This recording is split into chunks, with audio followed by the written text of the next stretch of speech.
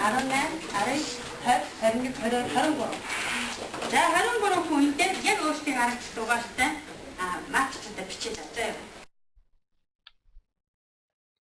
Тараах материал гэдэг нь суралцагчид эзэмшүүлэх суурь чадварыг төлөвшүүлэхийн тулд өгчөв бодуулах бодлого байх ба суралцагч бүрт ялгаатай өгөгдөлтэй байхаар багшийн бэлтгэсэн олон тооны бодлогуудын жагсаалт юм. Уг бэлтгэсэн бодлого бүрийн дор харгалзан бодолтыг хийж бодолтын зөв буруу эсэхэд багш шуурхай хариу өгөхөд бэлэн байх утсаар бодолтыг зохиомжлон оруулж бэлтгэсэн байна. 16. За, төр оролцсон ба штэ. За хаана алдсан бэ? Наад дил юм аа. Энэ алхмыг үү те. За. Өөр. Хоёрын тал чинь нэм шүү.